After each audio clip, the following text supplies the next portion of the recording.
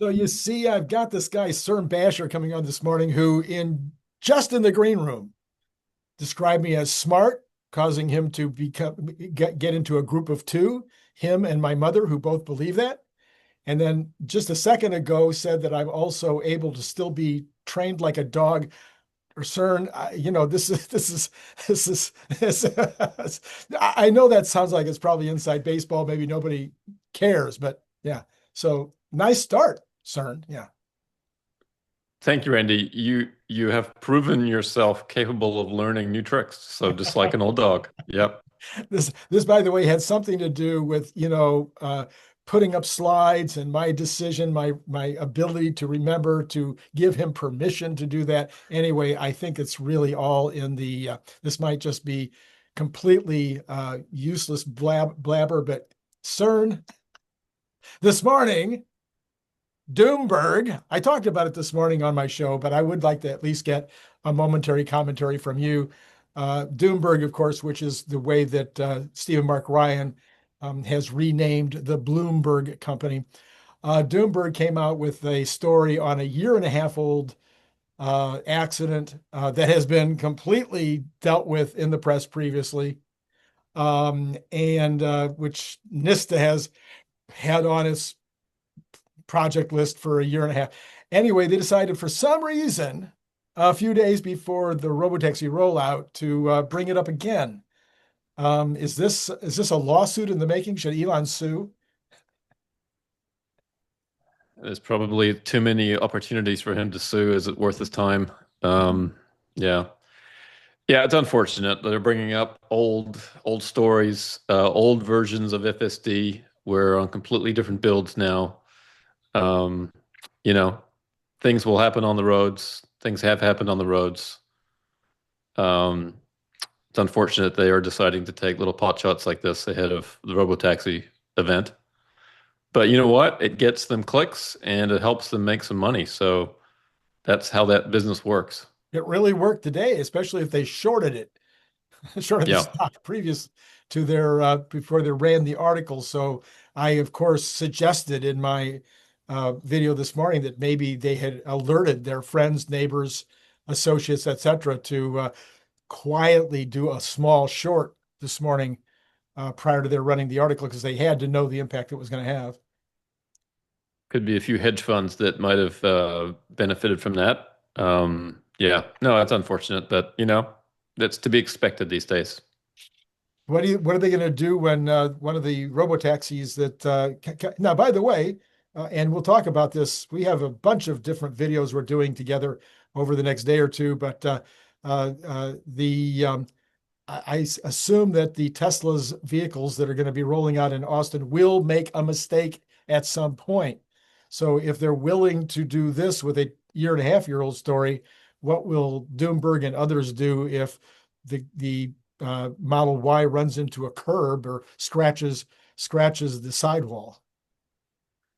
Oh, they're salivating over the possibility. This is tremendously exciting for them. Yeah, they'll probably station, 30 different reporters hiding in the bushes in Austin. Yeah. Yes. No, Well, expect some negative news stories over the next few months. yeah, they'll be looking for anything they can possibly find. On the other side of the coin, I suspect there will be some positive news stories too. I'm looking for a flood, a virtual flood of videos inside various Tesla vehicles being driven around Texas. And I'm hoping that it appears from what we're seeing in some of the information about the next release is that Grok will be in the car. So I'm also expecting a lot of videos with people talking to Grok like we did in the early days of Siri, like That's right. what is the meaning of life, and how old are you, and things like that that amused us back then. I'm sure there'll be new things to amuse us differently now. Oh, I think it'll be fantastic in the sense that we'll have lots of videos. I'm not sure that the content of those conversations will be video worthy, but nonetheless, we'll see them anyway. All right. So in the slide department, which is what you're famous for, you realize, of course, now that your tombstone has been written, he made slides. will be, what goes on your tombstone. You might have thought it was something about climbing mountains or, racing in cross country races, but no, it's going to be he made slides. Yeah. Well, if my wife has any say, Randy, um, if we're, buried next to each other, right? Her tombstone's going to say something like, all I wanted was words of affirmation. Oh, I see. And my tombstone is going to say, he died early because he couldn't give words of affirmation. I'm, now that you've actually said all that, should I be editing that out at all, or is it okay if we run with it? It's fine. That's good. Yeah. Yeah. I I- won't get in too much trouble for that. All All right. right. Well, Let's redeem myself here. Let's put up a picture of a pretty blue Cybertruck. there you go. That is a pretty blue cyber. That's my color blue. So I took this photo myself, actually, here in Sarasota. I see. And a quick story for you. My wife is driving home and she got a flat tire. Oh, She pulled into a church parking lot. We discovered that there was a pretty solid nail or something in the tire. And we called, contacted Tesla through the app. They sent a tow truck and they took it to the Tesla service center and got it fixed. yeah. And the whole experience was absolutely awesome. Now, it turned out that there were several other vehicles that also got flat tires on the same stretch of road. So we don't know if that was intentional or not, but there were a few Teslas and a few other vehicles having flat tire issues on that night. Wow. Yeah. Amazing. So Huh. anyway, Tesla did a remarkable job of repairing it very quickly. Here's another beautiful blue Tesla Cybertruck. Don't know that it's my style, but this is pretty cool. Yeah, yeah. You're definitely going to draw some attention. That's right. If you weren't getting enough attention for driving a Cybertruck and driving a Tesla vehicle, an Elon Musk product, maybe you just really need attention today. This is how you wrap Right. your car. You and I have discussed before how this is a perfect rolling billboard, and you know, we're just seeing evidence of that all the time. Right. Yeah. All right, here's the usual disclaimer. I see. All right, let's count some cards, shall we? Okay. Okay. Since we won't be able to do this too much longer, so let's revel in it while we can. So this is Tesla China. This is the measure of insured units, which is kind of a back way of measuring sales. Right. Year to date, the solid yellow line is slightly below the 2024 year to date in blue and 2023 year to date in green at the same point Yep. as we are now. 2022 is the red line. It's hard to see, but that's the lower one. So we're tracking slightly below 24 and 23 numbers right now. Okay. Okay. And here we are if we look at the full year. Hmm. So we still have some time to make up some ground if we want to get ahead of the last 2 years. Right. Right. Right. And then here we are, just if you take the difference between the lines. And so right now we're 80,000 vehicles of where we were at this point in 2022, but we are 15 to 20 some thousand short of the last couple of years. Got it. Got it. Okay. And last week we did 13,000. So, you know, it's like a week's worth of sales potentially in China. Right. Right. And here we are for the last 5 quarters. So we're actually Q2 is tracking very similarly to Q1 of this year, interestingly. Hmm. Okay, so I don't know if this is pointing to some challenges with the ramp, but it also could just be the fact that they may have exported so many vehicles so far this quarter that we just haven't seen this China portion of the sales kick in yet. We do know that Australia was way up compared to last year Yeah. in the month of May. Those, of course, would all be exports. There was some conversations about South Korea.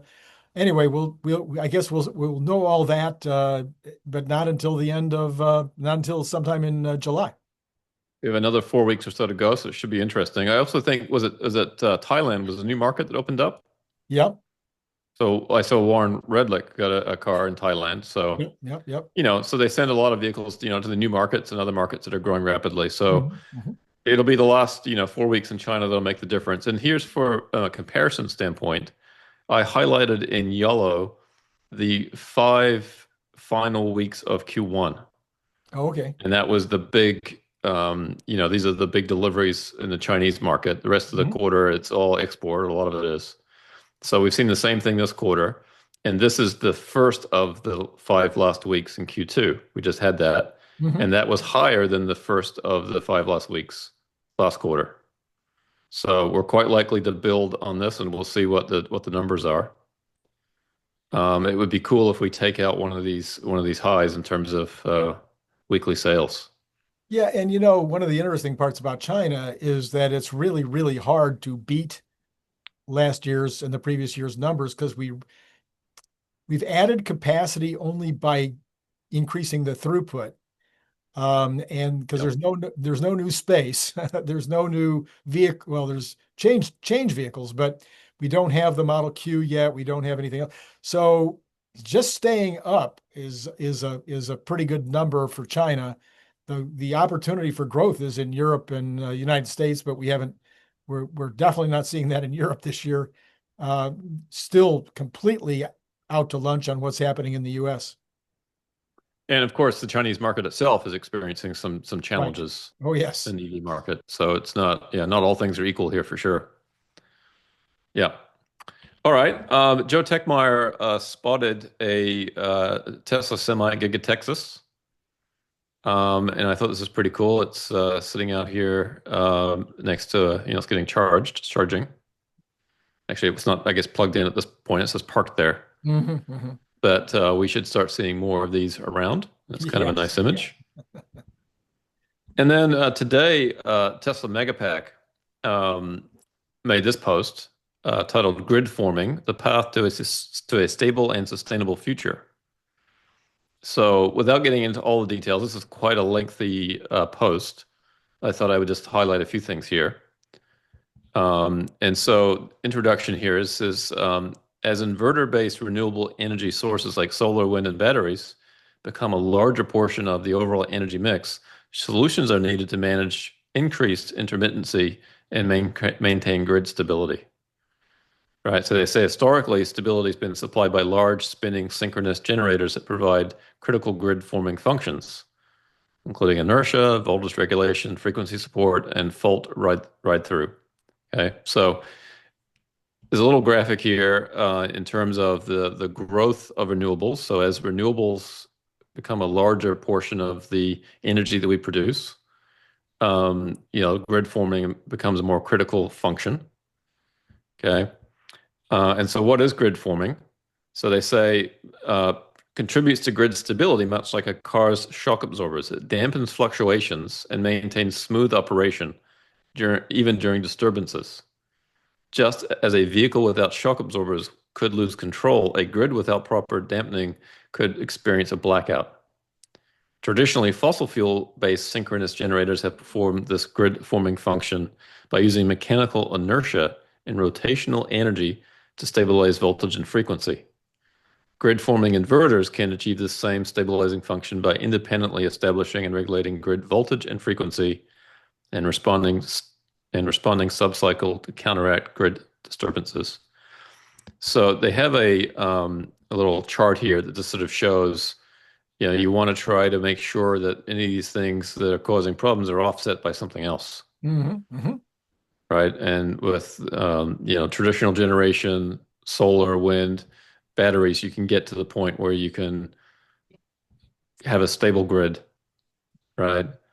Um, that's with renewable energy.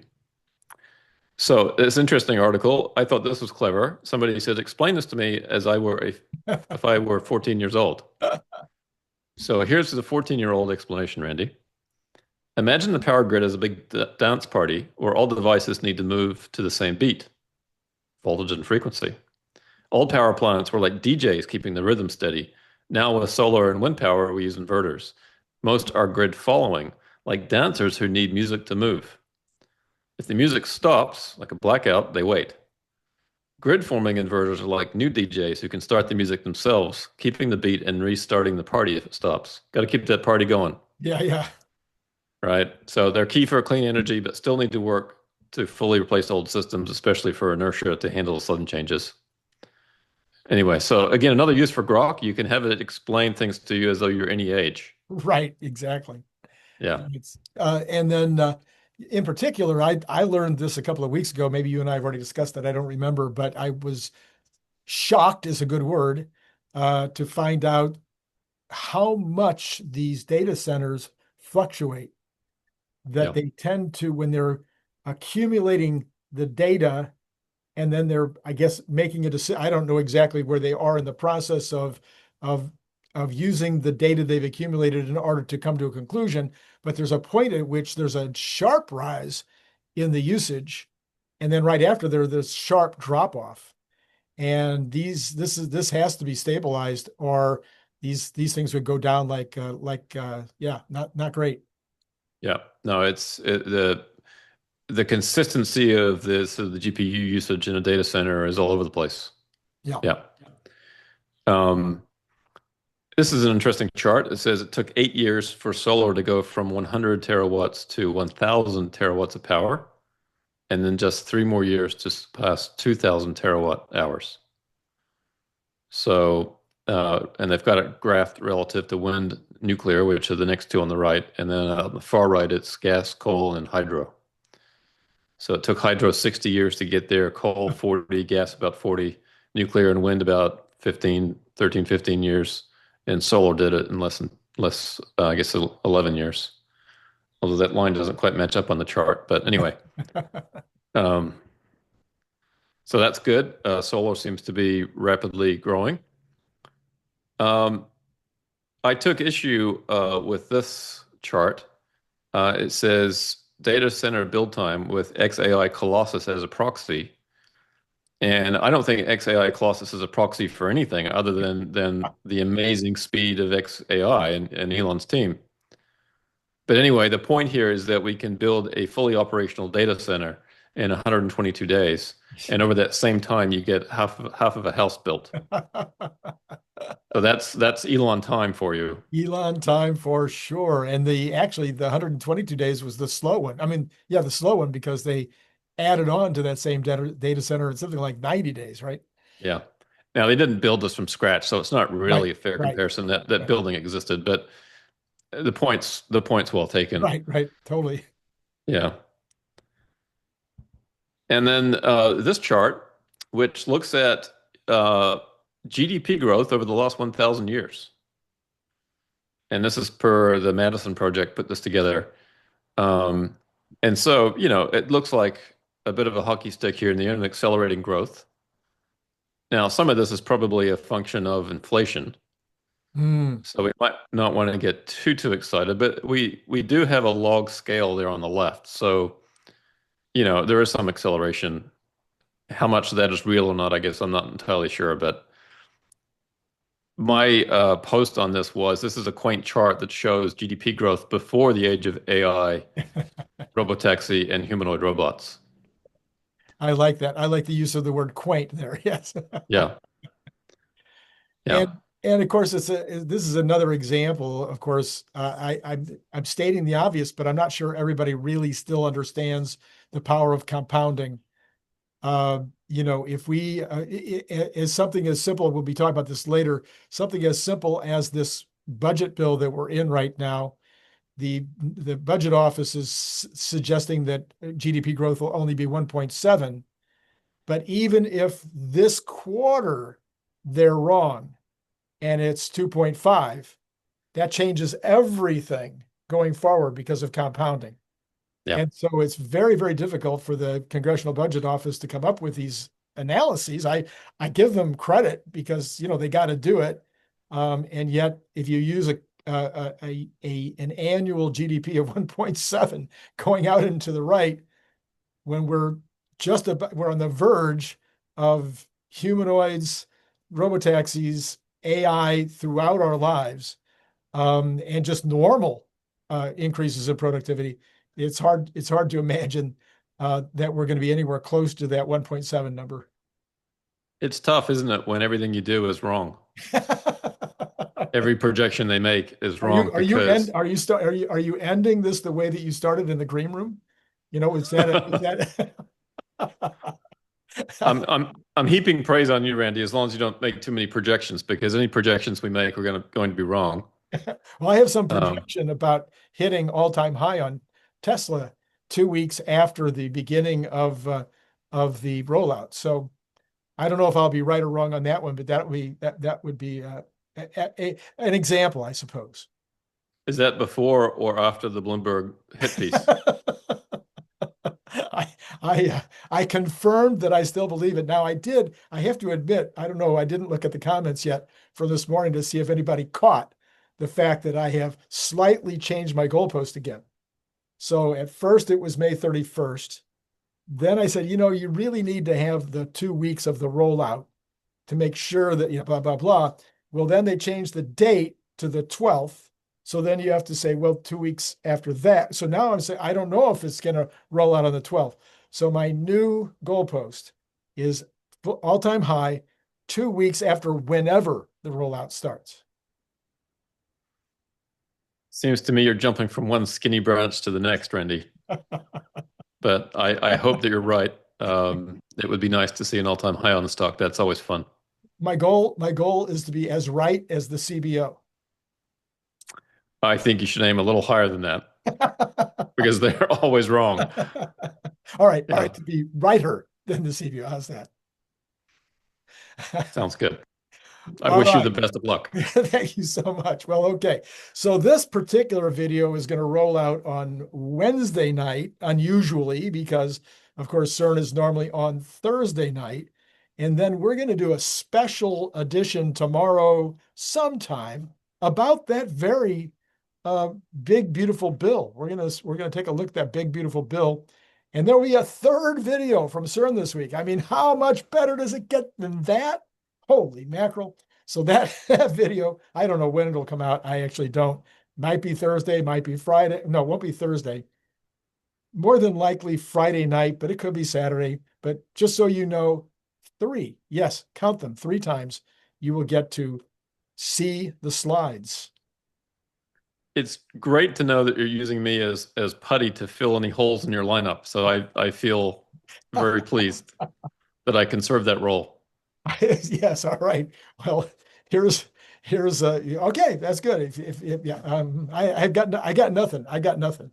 I'm going to give it up and move on to part 2, I think. Thanks, CERN, as always, for being on board, and we will see you folks out there. It's been great. This is the last day of the vacation. Tomorrow's travel day. My words are escaping me. It's been great talking to you. Thank you, Randy.